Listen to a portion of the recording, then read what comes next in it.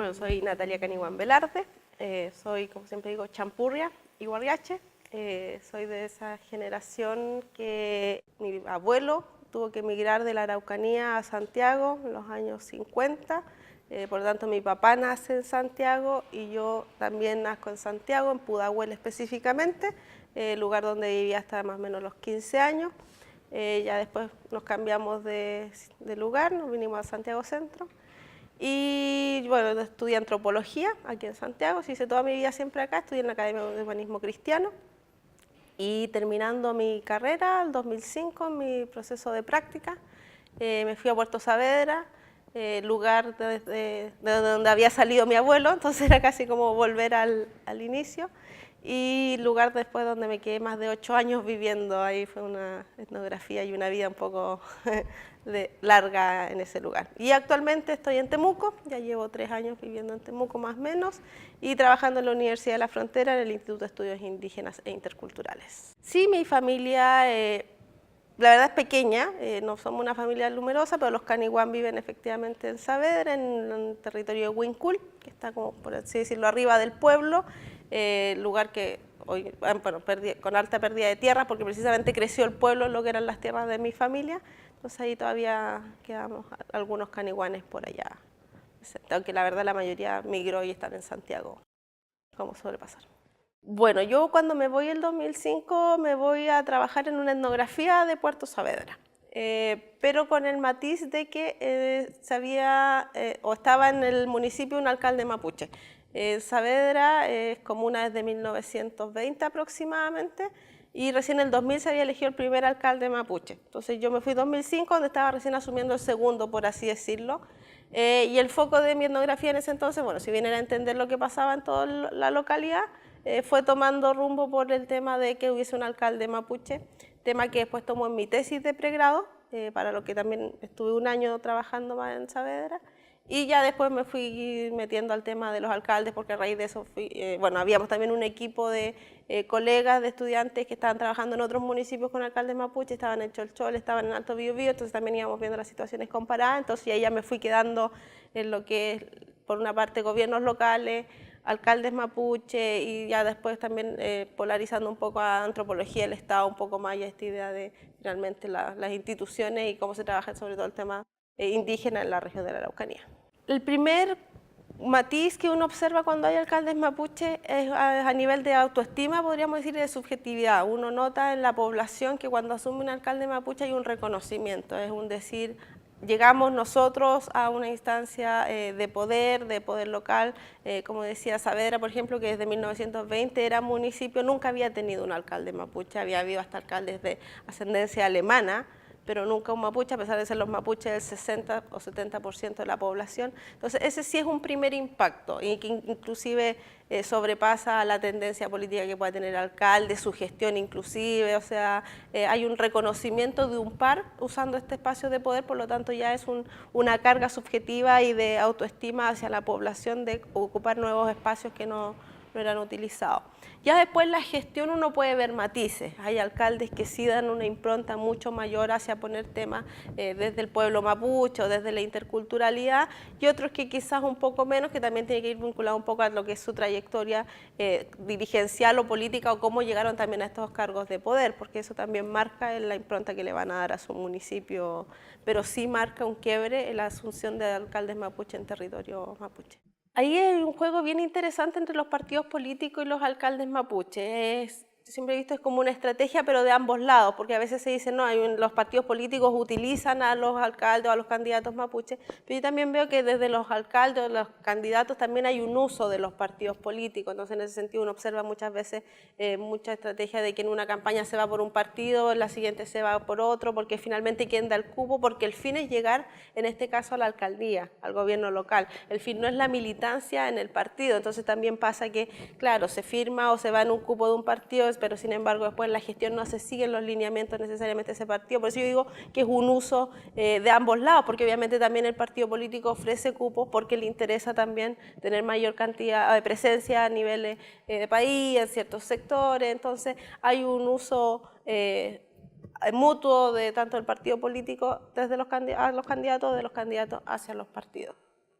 Sí, bueno, en esta relación como de la representatividad, que también podríamos decir de los alcaldes mapuches hacia el movimiento o del movimiento indígena,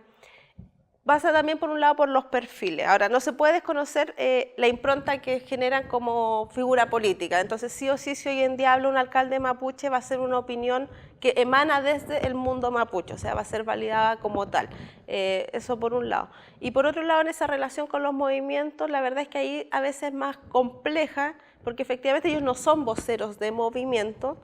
podríamos decir son una parte más del movimiento, en tanto, sobre todo hoy día que están agrupados en la Asociación de Municipalidades con Alcalde Mapuche, que es la ANCAM, pero ahí a veces genera tensiones porque efectivamente también ellos tienen un rol más político, institucional, entonces hay vías del movimiento no tan institucional que a veces los cuestionan, los critican, no van en las mismas líneas. Da igual como lo comentaba hace un momento, entre los alcaldes hay matices y hay diferencias. Ahora mismo con lo que está ocurriendo vemos alcaldes que están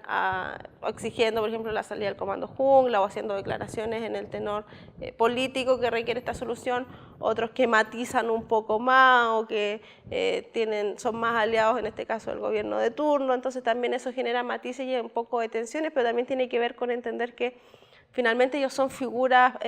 personales, o sea, los alcaldes por más que estén agrupados, finalmente sí responden a un liderazgo individual, entonces igual ese es su rol finalmente, más que también ser los aunadores o ser un movimiento macro. Ahora sí tienen mucha incidencia respecto a lo que pueda pasar en sus territorios con estos movimientos, en el sentido de la apertura que puedan dar o el alcance o cómo transmiten a sus comunidades o lo que permiten, por así decirlo, pase en sus comunidades o sus territorios. Pero sí, por ejemplo, como ya también hablábamos al inicio, el tema de la autoestima y de esta subjetividad, estos días vimos en varias comunas de allá de la región, en población mapuche, manifestaciones por así decirlo, casi automática o espontánea a lo que estaba ocurriendo, y también eso lo da que tienes un contexto en que sabes que quizás es más fácil manifestarte o que hay una unión de pueblo, que está la noción y la sensación de pueblo en este caso. O sea, uno hoy en día cuando anda por Temuco, porque antes, por poner un ejemplo paralelo, antes uno decía para ver mapuches en Temuco, a pesar que está muy mal dicho porque la mayor parte de la población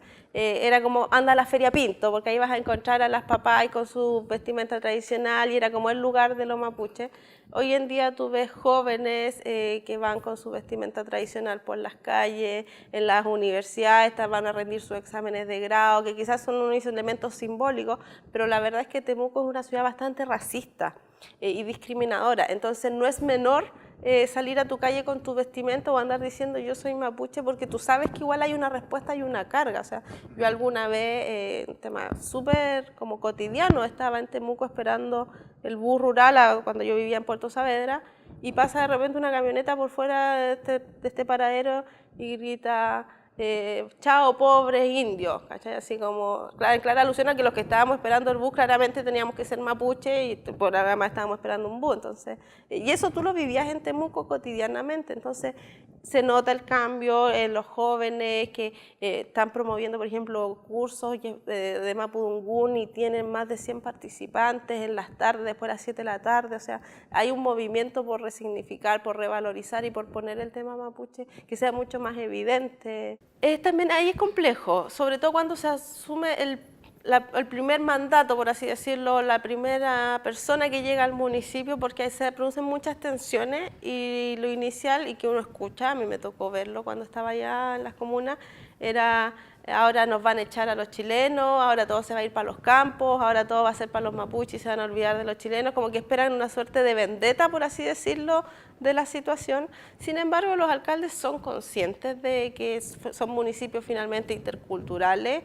que son diversos, y en ese sentido ellos también tienen súper claro de que su política es para todos porque es para la comuna. Sí, quizás hay guiños o focalizaciones o en realidad poner en valor temas que antes no se ponían en valor y se invisibilizaban, pero además también los alcaldes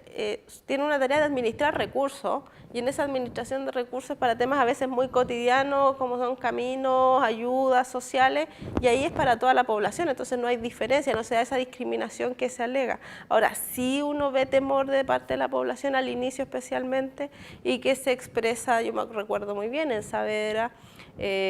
había un chemamul instalado en la plaza principal de Saavedra frente al municipio y una vez tras una situación se quemó ese chemamul por parte de la población no indígena. Fue en 2003, ya han pasado hartos años, pero ocurrían ese tipo de situaciones de demostrar el descontento. Hoy en día yo creo que ya no es tanto. Galvarino vivió momentos un poco tensos cuando estaba Fernando Guayaquil, que propuso muchos cambios de oficialización del Mapudungún, hubo algo de resistencia, lamentablemente él perdió ahora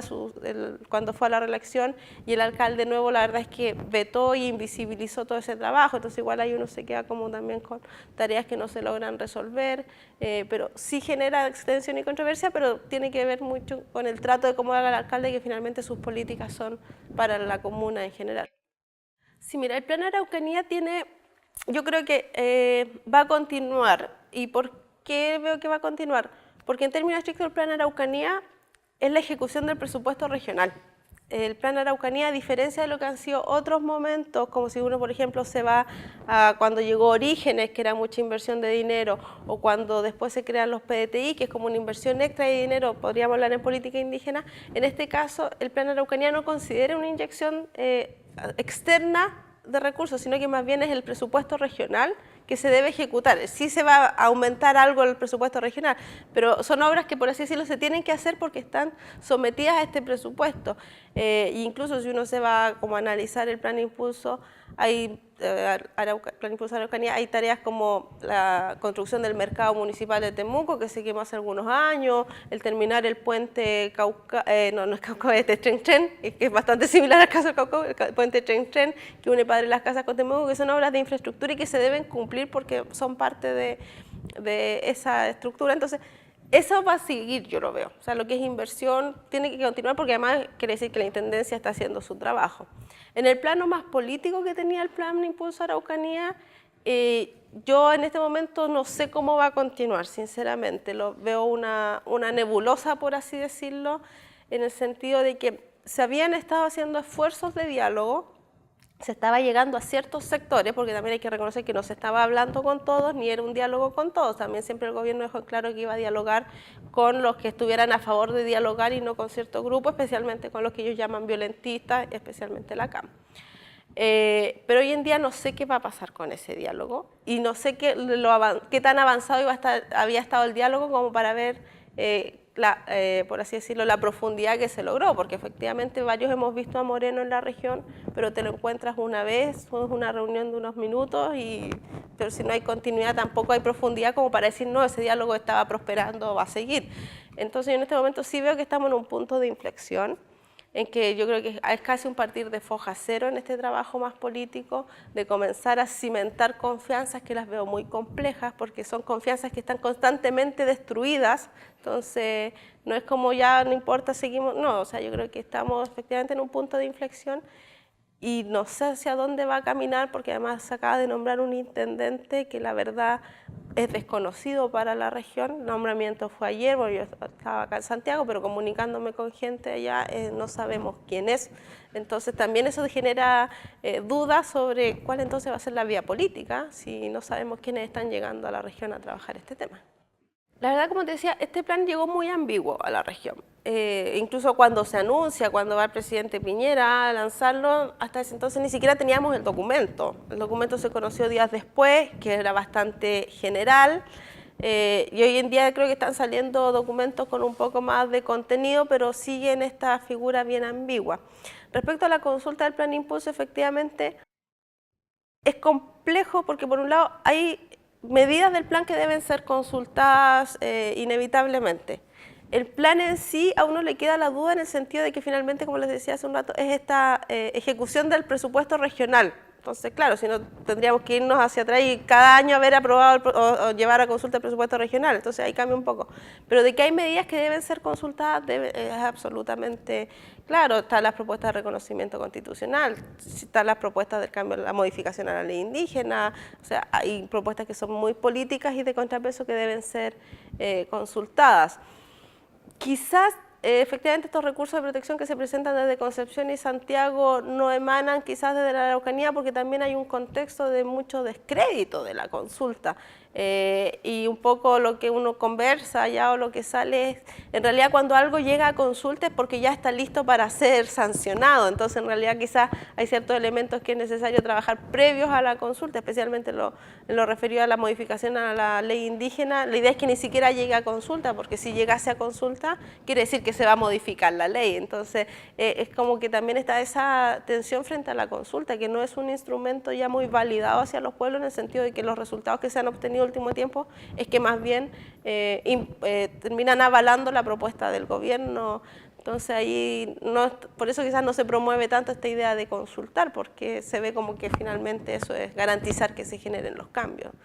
Ahora sí debe haber consulta en el Plan Impulso. Sí, yo creo que es un tema que se ha ido tomando con mucho mayor fuerza.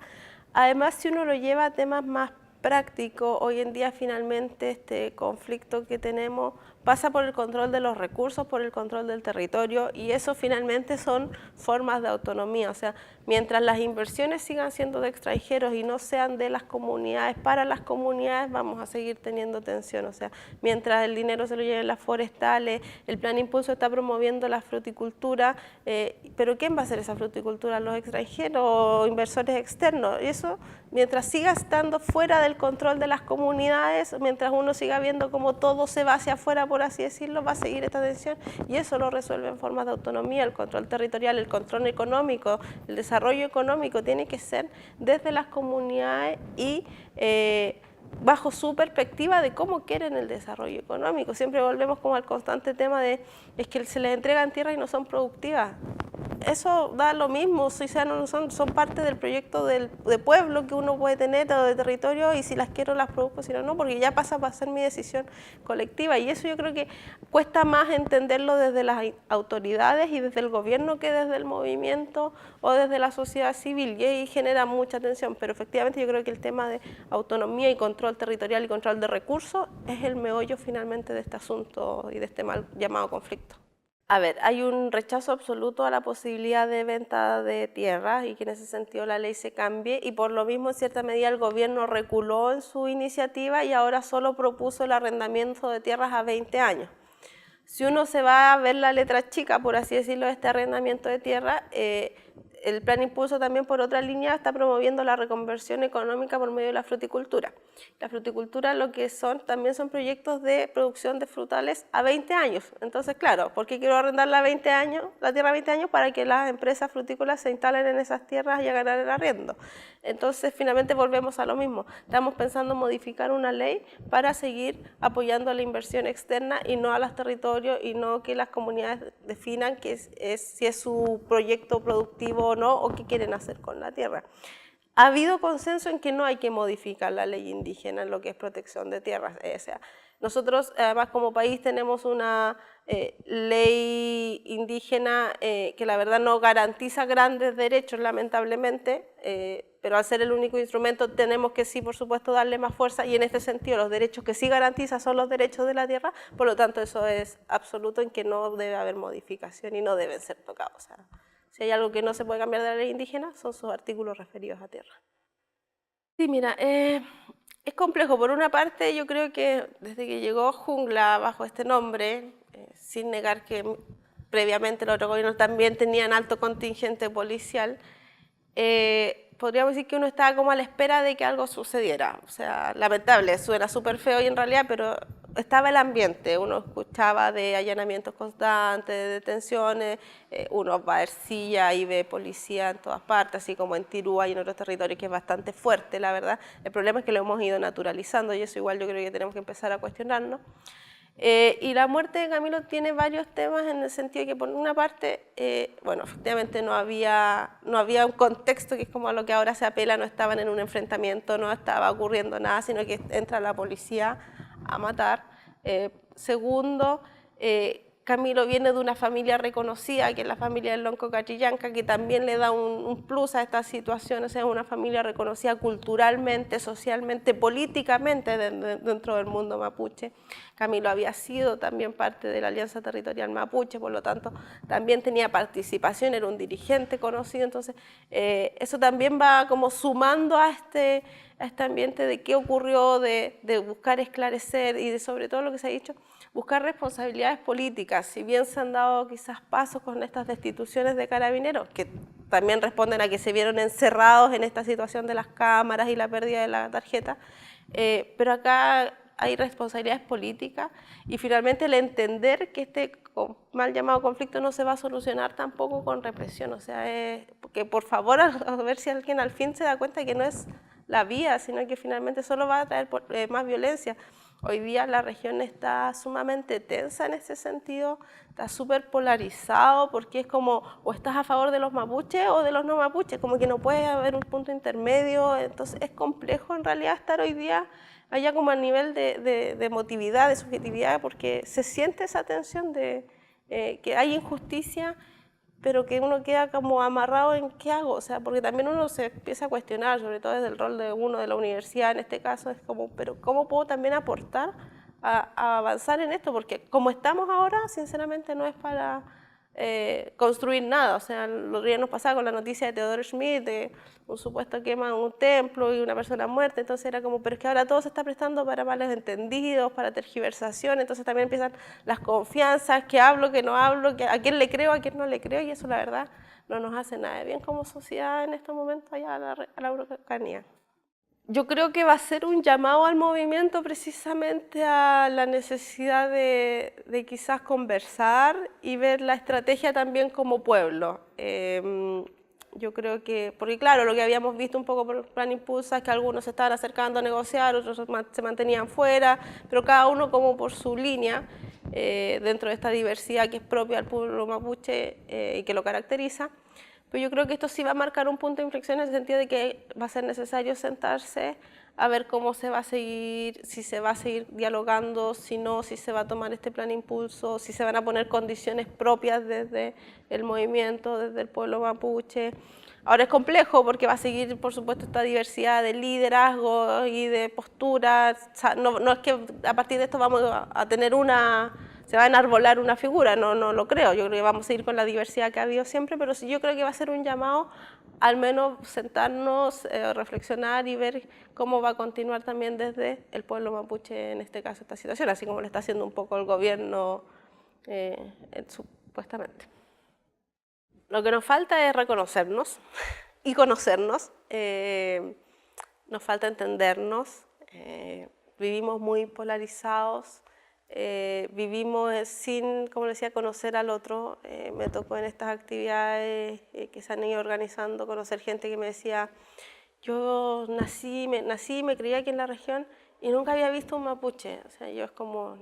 no puede ser que no nos veamos, no es sano, no nos hace bien no entender que no nos vemos, que no nos conocemos. Entonces nos falta eso en la región, conocernos, entendernos y entender que somos pueblos y culturas distintas, con pensamientos distintos y con formas de ver el mundo distintos, porque mientras no tengamos esa noción va a ser difícil avanzar porque se va a seguir imponiendo un sistema